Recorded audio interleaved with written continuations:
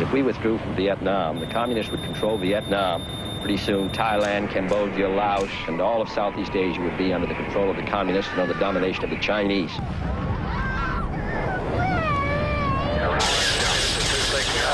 Some people running along the dikes. Roger.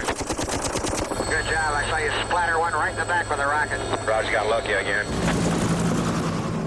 It's time that we recognized ours was in truth a noble cause. Everybody get off the middle of this LZ. Throughout the years of negotiations, we have insisted on peace with honor. Let us be proud of the young Americans who served with honor and distinction.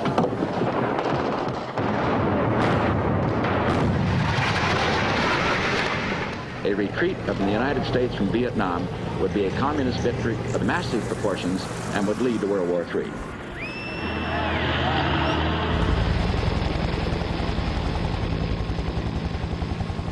"20 years ago this week, I reported the end of the Vietnam War from here, the American Embassy in Saigon, where the last American troops fled from this helicopter pad on the roof. The American invasion of Vietnam had marked the last stage of the longest war this century, a war in which the greatest tonnage of bombs in history was dropped, in which more than 2 million Vietnamese were killed and a bountiful land devastated. This film is not just about an anniversary, but will try to rescue something of Vietnam's past and present from Hollywood images that have pitied the invader while overshadowing one of the epic national struggles of the 20th century. Above all, it's about a remarkable people who have paid a high price for their victory over a superpower. Indeed, the terms of their long-awaited peace are still being negotiated.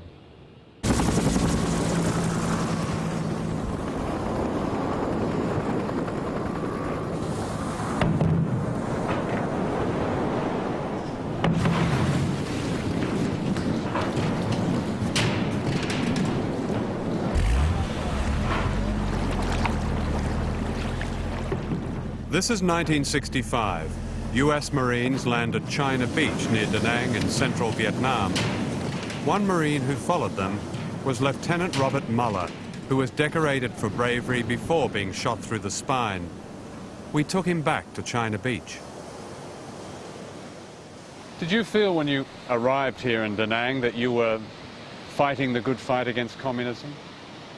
Absolutely. I chose Vietnam, and I chose infantry. And I absolutely believed that we were here to repel this massive communist invasion from the north on the freedom-loving people of the south. And it didn't take long, actually fighting the war over here, to have that explode into the myth that it was, you know, confronting the reality of what was going on in this country. Do you remember when that first struck you? Yeah, when I arrived at the airport right up here in Da Nang and had all of these people in black pajamas running around the airport, and I said, wait a second, I thought people in black pajamas were supposed to be the Viet Cong and the enemy. What the hell are they doing all over the airport? I'm serious. Vietnam was a lie. It was a lie from the beginning, throughout the war, and even today, as they're trying to write it into the history books, it's a lie. You know, a lot of people that came over here, and there were 3 million U.S. servicemen here, you know, confronted the reality.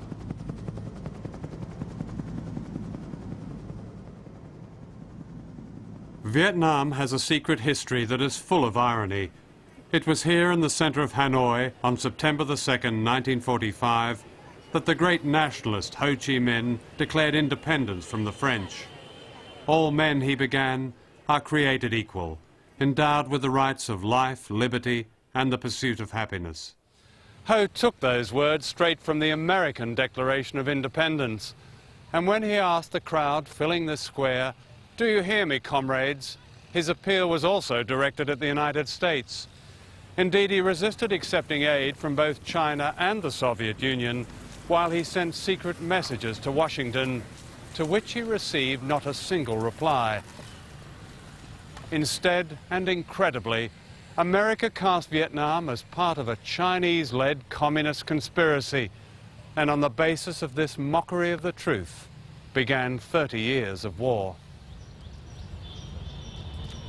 This is Mrs. Tai Thi Tin, aged 84, whose life exemplifies the suffering of her country in the 20th century. She lost 5 of her 8 children. Her husband died resisting the French when Vietnam was a French colony. Her 2 eldest sons were killed fighting the French, and her youngest son was killed fighting the Americans.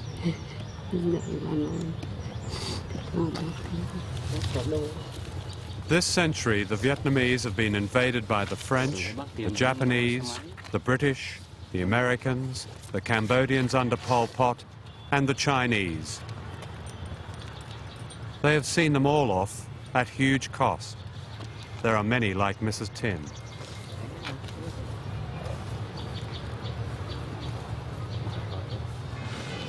Đây là ảnh của chú Mai Lâm, người con lớn của tôi. Thế thì Lâm thì khi đó thì là công binh phá bom để chiến đấu ở tức là Tây Bắc, Cao Bắc Lạng trở về dự cái trận Điện Biên Phủ. Thì đóng ở Sơn La Còn Nòi, thì chôn cất ngay ở cái Sơn La. Thế đây là lương. Thế thì nó thương tôi quá, nó đi thì tiễn nó ra ga thì chỉ biết là nắm cái tay con thôi. Thế tôi thì cứ nước mắt chảy quanh, nhưng mà nghĩ con đi chiến đấu mà khóc thì làm nhụt lòng của nó.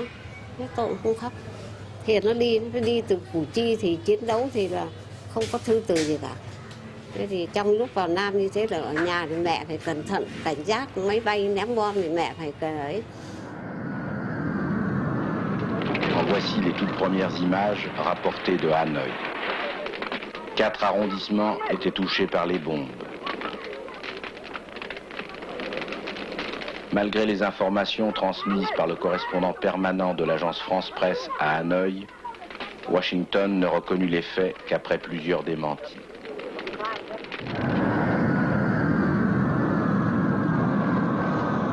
In 1966, America began the longest campaign in the history of aerial bombardment, aimed at North Vietnam. The fact that civilians were targeted was reported by very few Western journalists, among them James Cameron and Harrison Salisbury. Salisbury, an American, was vilified as a traitor. The tonnage of bombs dropped was many times greater than Hiroshima.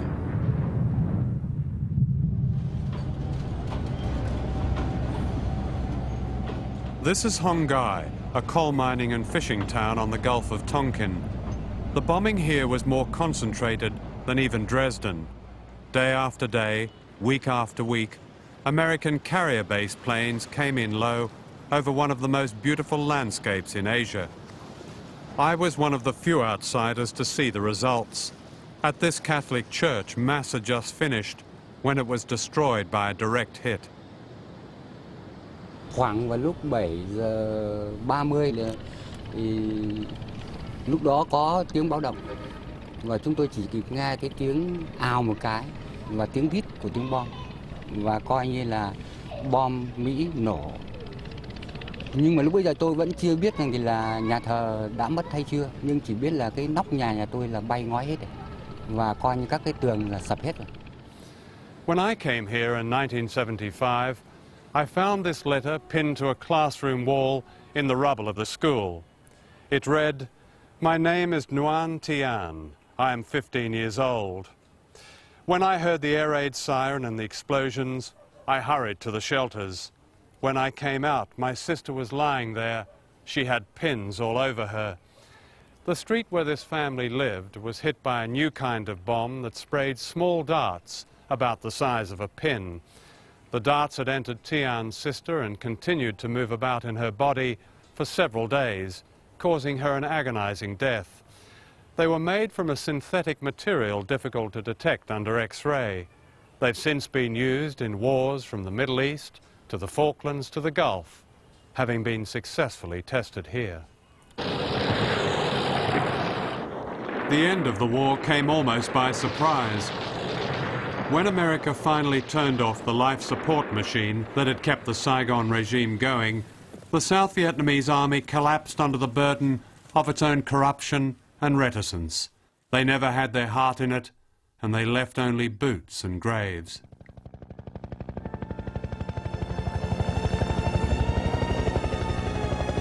The last day embodied all the black farce of the war itself.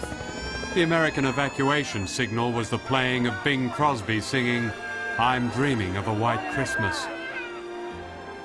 The last American ambassador to preside over this fortress was Graham Martin, a reclusive man who had lost his own son in the war and believed that America could never be beaten.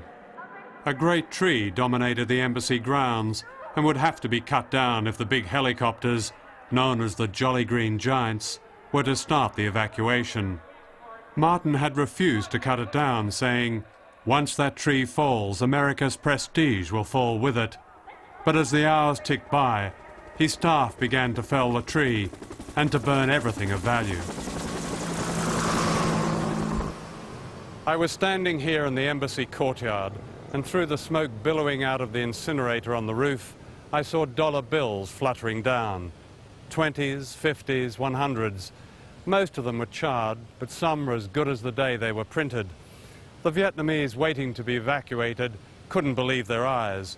Former ministers, generals and torturers of the old American-backed regime scrambled for their severance pay from the sky or sent their children to retrieve the notes. All $5 million were hauled in sacks onto the roof to be burned, on whose orders no one could say. "I can tell you just this," said one embassy official. "Every safe in this building has been emptied and locked again so as to fool the gooks when we've gone."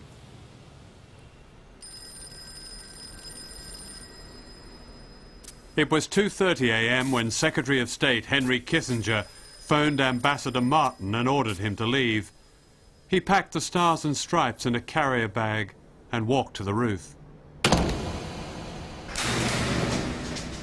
At 5:20 a.m. the last Marines locked these gates, leaving behind terrified Vietnamese still waiting to be evacuated. The Marines ran frantically to the roof, to the last helicopter.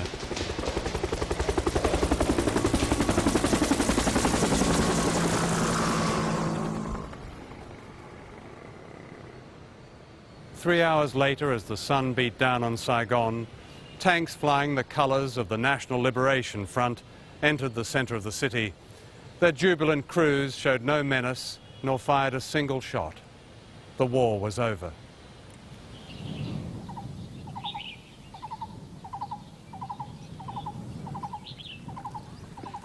With the Americans finally gone, Vietnam was made an international pariah.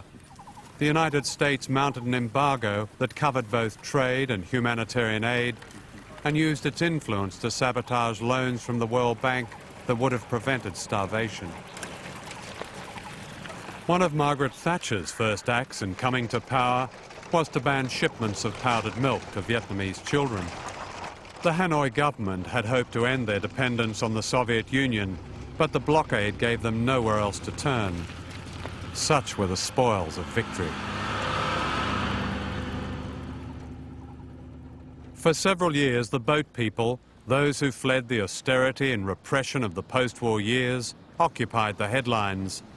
But now the return of tens of thousands of boat people has gone almost unnoticed. Under a program sponsored by the European Community, an historic act of reconciliation has taken place. I suppose the impression people would get from the headlines of all those years about the boat people that if they went back they might be victimized. Have you had any evidence of that at all? None whatsoever, I'm very pleased to say. And I've traveled very extensively throughout, indeed, all 21 provinces where our program operated, from which something like 98% of the boat people emanated. And I've met thousands of returnees in all sorts of situations. And I've come across not one instance of that happening.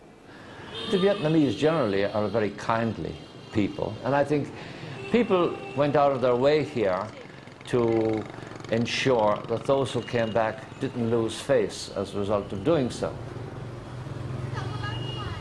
Mấy năm bên đó thì mình có một cái cảm tưởng nó có cái mặc cảm, tức là bị xa rời tổ quốc rồi thiếu thốn tình cảm, rồi hơn nữa là cũng sẽ có những cái mà cũng có thể là tự mình nghĩ ra thôi. Đấy, tức là cái mặc cảm nó có một cái gì đó mình cảm thấy rằng là gần như là sợ. Đấy. Nhưng mà về thì nó lại khác hẳn như thế. Đấy, cho nên là điều cũng đáng phấn khởi như vậy. In the late 1980s, the Vietnamese government declared a policy they called Doi Moi, or Our Way. The aim was to break out of the economic siege. The so-called free market was embraced, foreigners were welcomed, and the embargo began to crumble. At the same time, personal freedom was encouraged, and people began to speak and criticize openly. As a friend of mine put it, colour returned to our lives. But behind the move towards greater personal liberty were dramatic changes in the economy. These were based on the belief, or the delusion, that the rapid growth of a new consumer class could bring prosperity to all.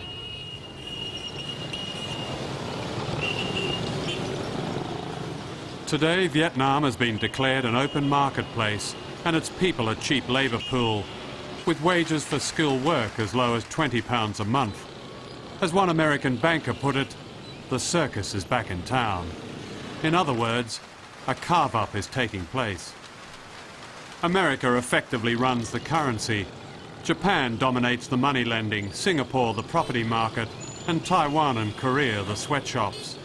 The French and Australians are doing nicely too, with the British not far behind. And as the roads fill up and the air pollutes, the Vietnamese sink deep into debt to those who once profited from their suffering.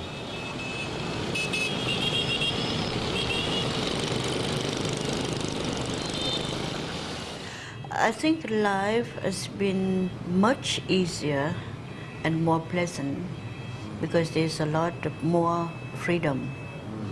And economically speaking, everybody's life has been improved. And for me personally, since then, I've been much more able to do my professional work. Before 75, though, you were neither with the old regime nor with the communists. No, but I was a nationalist. I was for peace, and I was for true national independence. Right. Now, it seems to me that capitalism has arrived almost with a bang. What are the dangers? Many.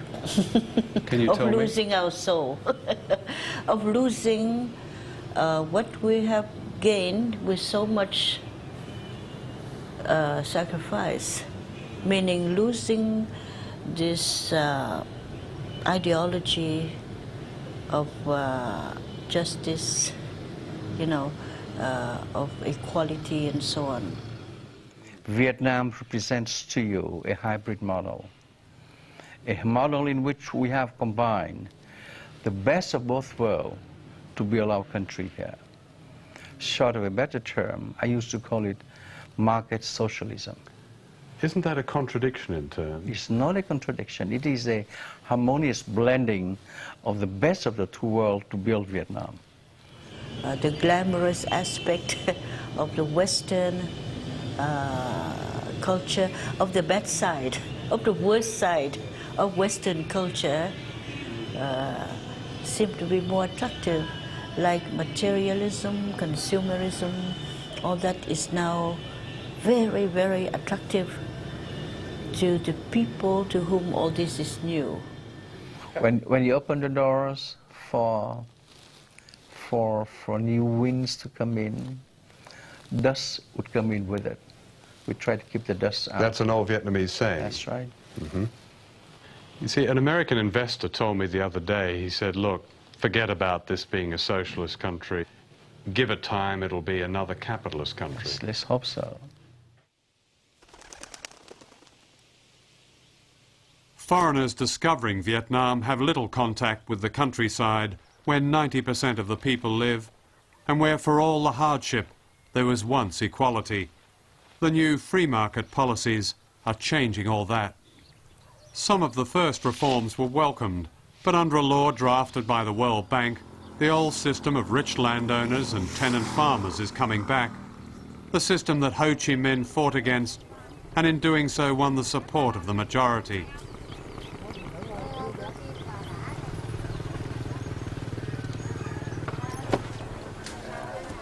At this village in the south, they used to share everything.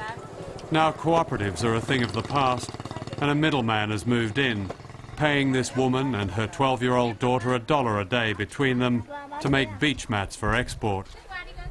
They work from 5 in the morning till 5 at night, and as education is no longer free, the girl has to work to pay for her lessons.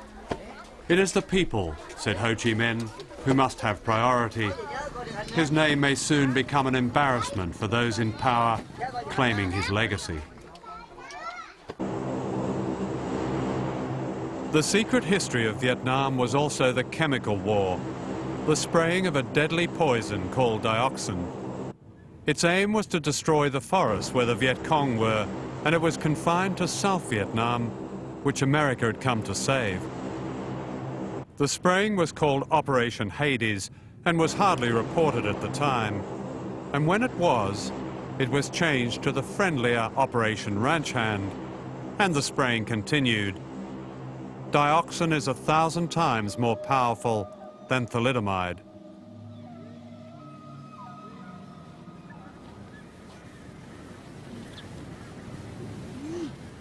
I saw many forests destroyed, die. Only the dead tree, nothing, no animals, no birds. About 2 million hectares of tropical forests of our country completely destroyed by herbicide. These American soldiers are hosing down vegetation with that poisonous herbicide. Half of Vietnam's mangrove forests were destroyed in this way. In 1970, the US Senate was told, the United States has dumped on South Vietnam a quantity of toxic chemical amounting to 6 pounds for every man, woman, and child. These men are planting trees in one of the world's most remarkable regreening campaigns. Every school child in Vietnam plants at least 1 tree a year. In this way, millions of hectares of forest have been reclaimed, with little outside help and few resources. It is one of Vietnam's greatest post-war achievements. And this is the result. The earth has come alive again.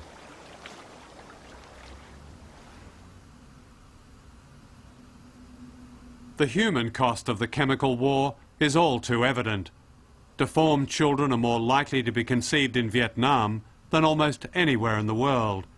In 1994, the link between the herbicide known as Agent Orange and cancer was confirmed by the Australian government. American and Australian veterans have now been compensated for what Agent Orange did to them. The Vietnamese have received nothing. Hospitals like this one have appealed for the most basic equipment and have been ignored. Last year, how many malformed babies were born in this hospital? Last year we have 266 case malformation. 266? Yeah, in the hospital. And you've been getting that kind of figure over the years, haven't you? I think it's not higher, but it's the same. About the same? The same. Since, I think, about the end of the 1960s, is that correct? It started to go up? Yes, started to go up. In 1978, President Jimmy Carter rejected an appeal for aid for Vietnam. He said, "The damage was mutual. We owe them nothing."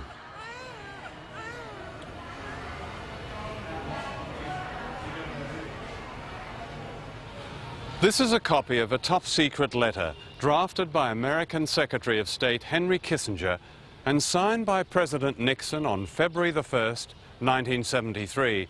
It was part of a deal negotiated by Kissinger with Hanoi in this building while the war was still going on. In exchange for a ceasefire, during which Nixon was to announce he'd achieved a great breakthrough, the Vietnamese were promised more than $3 billion.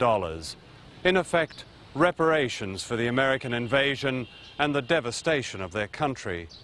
Not a penny of this was ever paid. Instead, the American trade embargo was only lifted by President Clinton last year, and then only after the Vietnamese were compelled to pay $140 million, the sum of war debts incurred by the American client regime in Saigon which they defeated 20 years ago.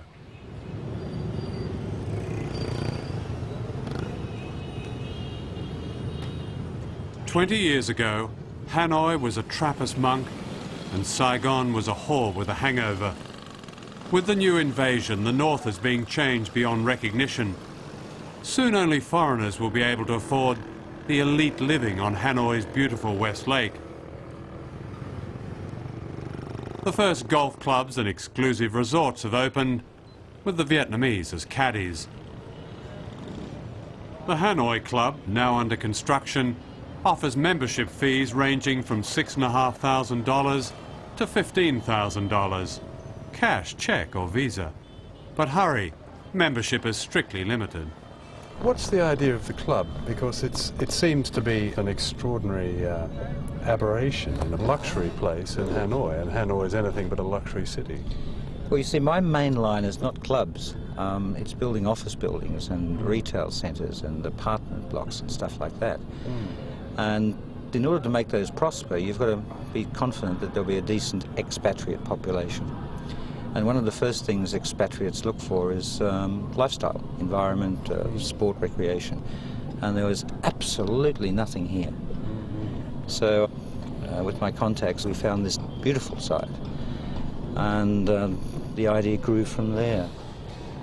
Your membership rates look pretty high. Modest, sir, modest. I mean, I couldn't afford $6,500 for a club, but I mean, who are the people that corporations. Vietnamese? No. Australians, Brits, Canadians, Yanks, the whole lot. Yeah. But how many Vietnamese members will you have? So far, 4. But again, there's a lot of money in Vietnam. There's a lot of new Vietnamese money. And in time, we will see them as members too. Yeah. And I make no apologies for the fact that it's exclusive, because these things will only work if they're exclusive. I mean, are they the government? Are they going to be ripped off, do you think? Yeah, sure. They already have been. Brokers putting deals together, knocking down buildings and then disappearing because they couldn't find the cash, because banks don't lend, you know, all the usual Mad Hatter stuff that happens at the beginning of something like this. It's part of the education program of converting into this wonderful world of capitalism we now have. We have an SECI license to build a 15-story office tower, okay, and that office tower will have hopefully 2 mini theaters for movie theaters and could be used for conference centers. Then we figured about 11 stories for office space.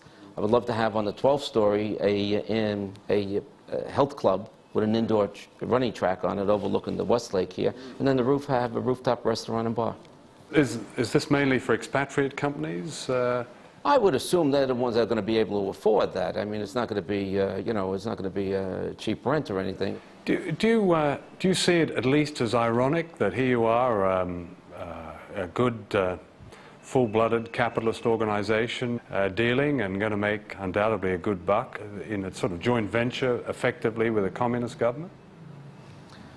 You reflected on that? Yeah, let's put it this way, John. We haven't made any money yet. You know, see, in Vietnam, what a lot of people don't understand is that you're coming in here with the money also, okay? And you have to spend the time and the effort and the money to get. But in the end, I mean, well, I certainly hope so. You're not here for philanthropic reasons. I mean, I hope not. No. I mean, if it doesn't work out, I can always work in the rice paddies, I guess. Sure, you know, sure. I can make a couple of bucks there. Yeah. You know.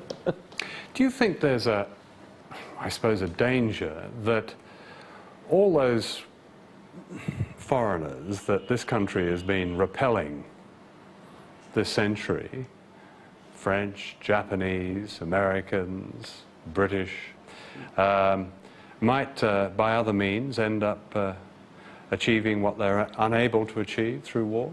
I mean, you're all back. Yeah, we're all back. You're all right. back, peacefully. Is that possible, do you think?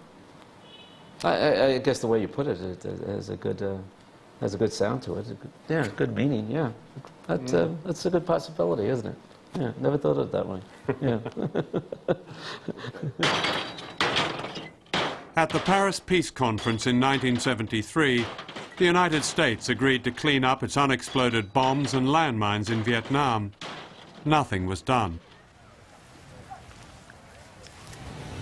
If the Americans bombed people in South Vietnam in order to save them from communism, their largely unreported bombing of the communist North was for less altruistic reasons.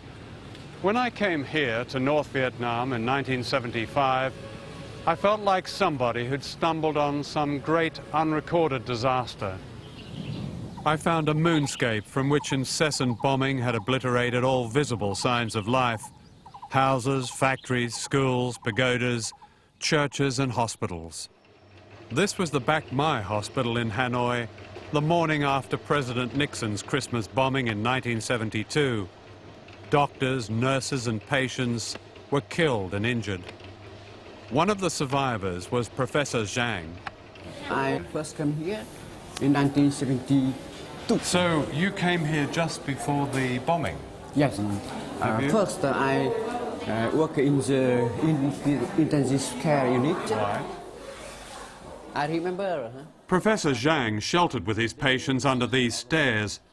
This frail and noble man is typical of those who built a unique national health service that was so successful that child mortality was cut to a rate comparable with rich countries and common disease was greatly reduced. Today, much of the health service has been privatized. The better off are meant to pay for the poor, but the system is often pay or die. Vietnam, admits the World Bank, now has a higher proportion of underweight and stunted children than in any country in Southeast Asia except Bangladesh. Once again, deaths from malaria are common, and patients are often two to a bed. Doctors are paid as little as £8 a month. Just to raise cash, the Ministry of Health runs ballroom dancing on Friday nights. Before, everything is free. The government pay everything for the patients. But in the new system, insurance pay for patients who has insurance, and other patients, they have to pay themselves. But among these poor patients, when there is some difficulties, the director of the hospital sometimes pay for them. I see. In the countryside, it was the cooperative that paid for the local health clinic where women could have their babies in relative safety. It also paid for the village school. But now that cooperatives have gone, so too is another of Vietnam's proudest achievements: universal education that produced a literacy rate of 90%, one of the highest in the world. Today, education is no longer free. 750,000 children have been pushed out of the system, which is being tailored to the needs of the new labour market.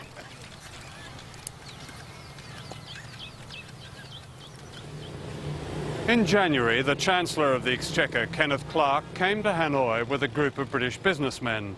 There was the usual anodyne excitement about mutual benefit for the two countries.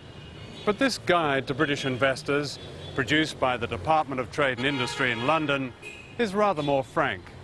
Vietnam, it makes clear, is a gold mine. And why? Because people here are so cheap, the wages so low. The Vietnamese, it says, can provide a new industrial home for ailing British products. Moreover, UK firms can rejuvenate tired-old products here by slashing costs. Take the long view, advises the British government. Use Vietnam's weaknesses. Vietnam's open door invites you to take advantage of its low standard of living and low wages. Reading that, I have to say that sounds more like exploitation than investment. It sounds like exploitation because put that way. Because you can provide inexpensive labor. I don't call that cheap labor. I call it inexpensive labor. Then your cost of production will be competitive on the international market. We are now offering cheap labor because of lack of experience, because sometimes vested interest, and maybe sometimes out of necessity. See, in Saigon, from what I can understand, a lot of these new foreign joint venture factories are employing young women, 15 to 21. 25, yes. Cheap labour, classic situation of cheap labour to be found all over the third world. Exact. That seems to me almost tragic. Yes. It's also tragic for me. Yes. These ancient looms are reminiscent of machines used in the cotton towns of Lancashire 70 years ago. The young women working them get a basic rate of £12 a month and work up to 12 hours a day. If they fall behind a minimum target, they are sacked. The air is foul, the noise incessant, and the only protection from injury is a hair curler. The factory manager, who's from Taiwan, cheerfully admitted that there were no safety precautions. "We have a medical centre for accidents," he said. "The law says there should be a union. We haven't got one yet," he said. This is the brave new world of what they call an EPZ, which stands for Export Processing Zone. This one near Saigon is run by a company from Taiwan and will accommodate 100,000 workers employed by foreign companies. It will be, in effect, a city-state, with dormitories for female workers, a stock exchange, its own customs, and all the profits will be shipped out of Vietnam.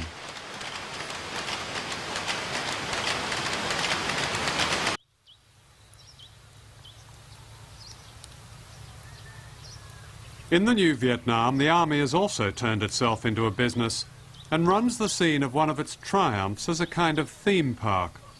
Here girls dress up as Viet Cong, guiding tourists through the bomb craters and requesting them not to step on the new grass.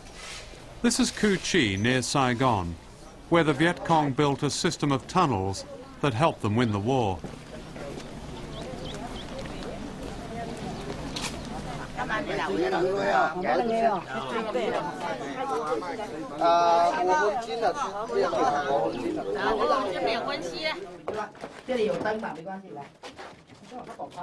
The original tunnels were half this size and have been widened to accommodate large tourists. During the war, Vietnamese soldiers crawled through insects and snakes, and with bombs falling overhead. More than 200,000 are still listed as missing in action.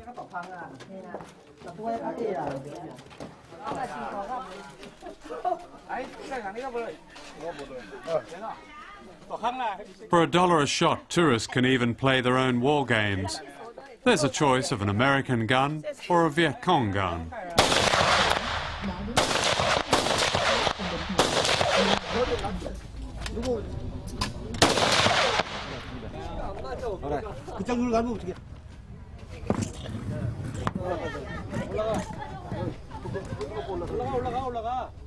And if you hit a bullseye, you win a genuine black and white Viet Cong scarf.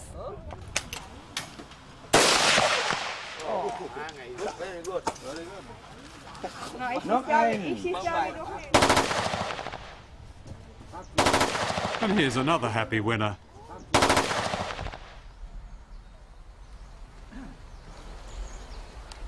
Most tourist buses don't come here because the road is too bumpy. This is My Lai, where more than 200 people were massacred by American troops on March the 16th, 1968. Mrs. Ha Thi Quy is 70 years old. Her 3 children were murdered in a ditch as she lay wounded beneath their bodies. Gia đình bả ngừ, coi như là đêm ra bén trước hết, cũng bắt cái xuống đó coi này bén ở đằng chỗ đây mà bén biết là bả bà con rồi cháu rồi mẹ rồi cha chết bả ngừ y xì, cứ thấy sợ quá, không biết làm sao, không biết nghĩ sao hết, chết trận này là chết chứ không có sống.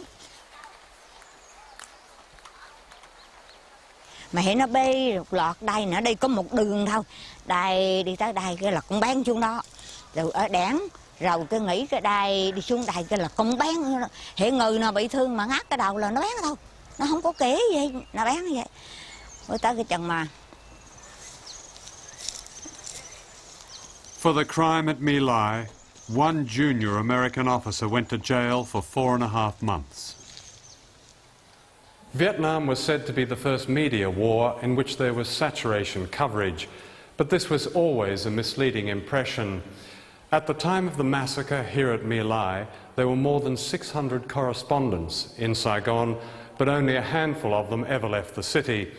And the story of the massacre was suppressed in the United States for more than a year, until it was finally published and represented as both an aberration and an American tragedy, a theme that Hollywood was later to take up. Indeed, the walls of the offices of foreign news organizations in Saigon were often papered with photographs like these, hundreds of photographs that were never sent and never published. For the truth is that the nature of the war itself was atrocious, a story that Hollywood is still to tell. The history of the war has been rewritten by Hollywood with a series of films that have blended Rambo and self-pity, a potent combination. The message has been sometimes crude and sometimes subtle, but always the same. America made mistakes, but it was really the fault of the Vietnamese for defending their country. In other words, the crusade was flawed, but it was a noble one, just as the Hollywood actor Ronald Reagan said it was. I think the drip, drip, drip of what may be now 10 films, the selectivity of the image of the war, or the images of the war, the subjectivity, don't forget those films, they've almost all been subjective movies, has created an image which is going to take generations and generations to eradicate. But it's quite a stark image in some respects, isn't it? I don't think, John, that it's an image which allows any sense of the Vietnamese through. I mean, the Vietnamese are figures in a landscape. I still think those movies are very offending. Those movies basically is not to let people know what the Vietnamese people are about. They just want to see what the American is about, or the American viewpoint of the Vietnamese is about. It's not the truth. Come on, it's not. I mean, you got to be crazy to believe that. And I truly hate them with a passion. We got to call it in. Yet these purging fables of Hollywood have become, by default, our popular history, deceiving a generation. I've seen Platoon, Missing in Action, Born on the 4th of July, Hamburger Hill, and Good Morning Vietnam. Yeah. None of these films have been about the Vietnamese, have they? No, they haven't. I mean, I suppose it's a bias. They're trying to sort of say that it's all evil, you know, it's all the Vietnamese fault. You know, they're the ones who sort of started it. They're the ones who, I mean, they showed, I suppose, the Vietnamese in a very bad light as well because of all the torture. And the fact that, you know, the Vietnamese, when they were captured, they tried to sort of commit suicide rather than actually be tortured or held as prisoner, whereas, you know, our men were put in. I remember reading something, actually, on men who were tortured. They were laid in these bamboo cages. Those cages and the Russian roulette scene in Deer Hunter have now almost become fact. Whereas Cimino himself had finally admitted none of it happened, and none of us who were there could ever remember anything like that happening. No one ever set out, I don't think, to create a great untruth, but because of the lack of balance and because of the demands and the constraints of the dramatic medium, we're buggered. But isn't it about Hollywood as well? Not just the feature film as such? I don't think it's about Hollywood. I think in that sense it's about America. I think America is a strange, complex country, fascinating country, which in a childlike way is only able to deal with certain truths. This is a nation that can't deal with complexity. We like our truths, but we like them simple, and if necessary we'll have them distorted. You've had the culture, and then you've had, you know, really a lot of influence out of the office of the president, particularly under Reagan, you know, exploiting all of these negative issues like the missing in action, prisoner of war issue, to portray the Vietnamese as vile, rotten, evil people holding our boys in bamboo cages. You know, those are emotional buttons in America that have been pushed very successfully. You've had Hollywood come in and exploit that with movies like Rambo, Uncommon Valor, MIA, and on and on and on and on. And you have now in America, when you mention Vietnam, something that people think of in mythical terms. You know, Vietnam is a war. You know, it's a set of emotions. It's not a country. of 72 million people. You know, it doesn't connect. The reality of what, you know, we know to be here, Vietnam, isn't in any way at all connected to America. It's just not. Vietnam's greatest resource is not money, nor factories, nor tourism, but people. And as most people come from the countryside, it's clear that true prosperity will come not from turning this into an industrial sweatshop, but from a modern agricultural-based economy that sustains the nation and the environment. This way, Vietnam could be a model for developing countries. This is not idealistic. All over Asia, the real cost of the so-called tiger economies is there to see, in polluted cities and rivers, and stolen forests, in people racing to make more and more goods for export, and to pay more and more interest on debt. When the financial pages say approvingly that Vietnam is now exporting rice, what they don't say is that people here are going hungry. And when Vietnam's leaders say the World Bank knows best, what they don't say is that their history makes clear that the sources of discontent that challenged injustice in the past can return.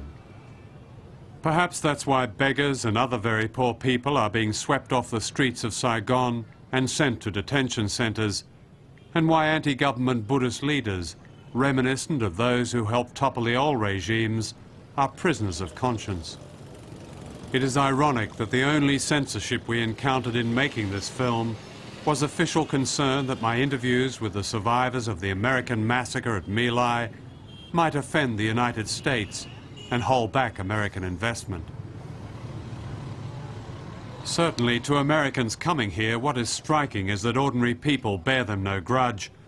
Many say they cannot understand this generosity, just as many could not understand how such a people could resist America's power.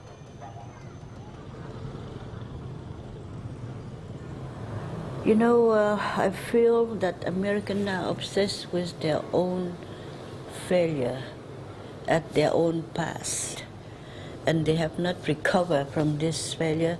Why? We are looking ahead, we're working for the future, and we forget. We really forget about this period. And we have so many other things to think of. Why are the Vietnamese able to forget and America isn't? Because we didn't lose. We won, we won. We lost, materially speaking, but spiritually we have won. And we're losing a little bit now, but we will win again. The other day, the Americans were given back this embassy building in Saigon. They gave little in return. "We have smashed this country to bits," wrote Telford Taylor, the chief American prosecutor at the Nuremberg trials, "and we will not even take the trouble to clean up the blood and rubble." He was referring not to Germany, but to Vietnam. In order to rebuild their country, the Vietnamese have been finally granted a place in the New World Order, but only on certain conditions. They must first create a society based on exploited labor and divisions of rich and poor. A society in which achievements in health and education will not be valued as before, and freedom will be sold as a commodity with a bottom line. In other words, the kind of foreign-imposed society they sacrifice so much to get rid of. Certainly, if Vietnam does not resolve these issues to the benefit of all its people, it will be one of the great tragedies of modern history. So perhaps the most difficult battle of all has only just begun. And this being Vietnam, it is far from lost.